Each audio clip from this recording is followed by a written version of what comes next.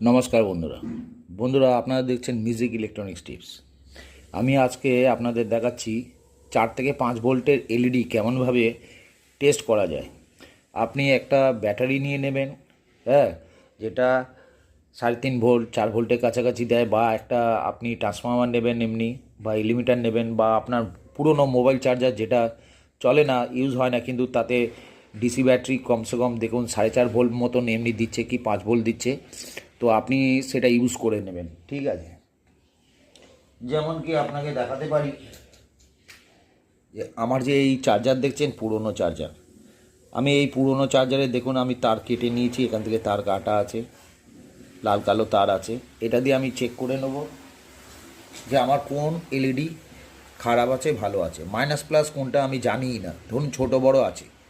তো আপনি যে কোনো পোলে লাগাবেন, দেখুন এই দেখুন আমি লাগাচ্ছি যে কোনো পোলে, কিন্তু এটা 5 ভোল্টের এলইডি, 5 ভোল্টই নিচ্ছে, 5 ভোল্টই জ্বলছে।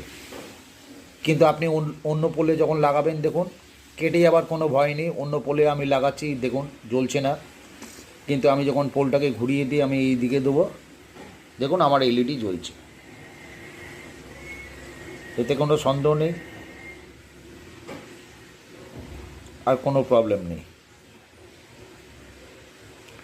আর যখনই এলইডি আপনি করবেন, চেক করবেন, ওই সময় সর্বদা একটা জিনিস মাথায় রাখবেন, আপনার এই যে জং পড়ে গেছে এটা যাতে আপনি ছাড়াতে পারেন। আপনি এক একটা করে এলইডি নেবেন, আপনি চেক করলেই বুঝতে পারবেন সেটা ভালো কি খারাপ। 3 ভোল্টের এলইডি নিতে যাবেন না, ছোটো এলইডি নেবেন না। ছোটো এলইডি নিলে অনেক সময় ছোটো এলইডি কেটে যায়, বড় এলইডি ঠিক আছে।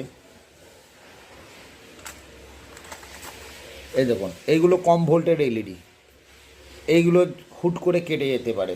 যেমন আমি আপনাকে দেখাচ্ছি, দেখুন এই দেখুন আমি কিন্তু চেক করলাম কেটে যাবার কথা, কিন্তু বেশিক্ষণ দিয়ে রাখলেই কেটে যাবে।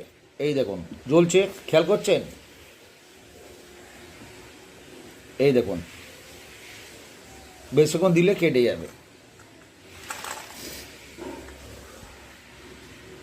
এই দেখুন আমি একটা আগে কাজ করছিলাম, এলইডি ঠিক আছে কিনা আমি জানি না, হয়তো এলইডি কাটা থাকতে পারে।